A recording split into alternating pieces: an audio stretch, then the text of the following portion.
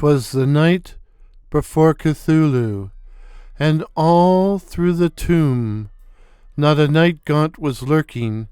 Anywhere in the gloom the entrails were hung with the gravest of care to attract any ghouls who were prowling round there.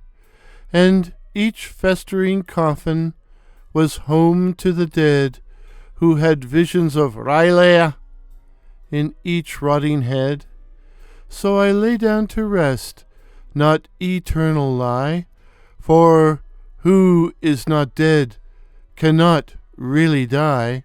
When out of the darkness I heard a galumping, a sound like the Dunwich Freaks' rhythmical thumping, and then to my bulging eyes did appear a sight that was ghastly, gruesome, and drear.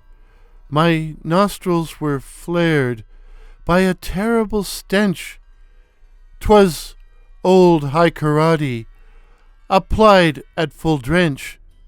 I had to choke back my intention to puke when my bloody eyes saw a foul orange toque on the head of a man with both glasses and beard, and a slab of a belly that made him look weird. How I wished I was mad, how I wished I was snoring, when I suddenly grasped I was staring at Warren. And then, in a voice more Garfield than mellow, the fat-bearded twit began he to bellow. From cracked, drooling lips that bubbled with froth, the names of his herd of shambling Shoggoths. On Harley, on Carter, on Abdul el-Hazred, and don't lag behind, you hoary old bastard, and don't whine to me that you find yourself tired. On Pabody, Danforth, Armitage, and Dyer, and don't dawdle there at the rear of the bunch. I'm a-talking to you, here, Dr. von Junst.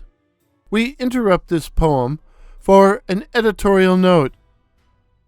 In naming my herd, I'd no room for the best. No Zadok Allen, no Doc Herbert West. We now return you to our poem. Then up to my shunned house they went with a bound, alighting like they were the hound on the mound. And then down the chimney old Warren he fell, before he unleashed a most hideous yell.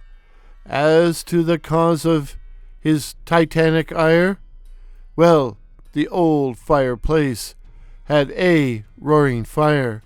He put out the flames, for he was still smoking. Then in a voice like Sassagua croaking,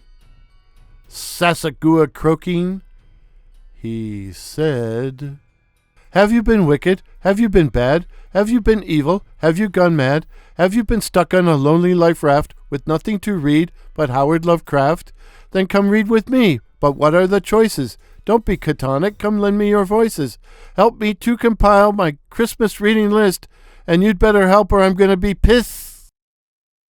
You know what I mean. Yes, you know. So leave your suggestions in the comments below. Then Warren lumbered off like a bat out of hell, leaving behind just his fetid smell.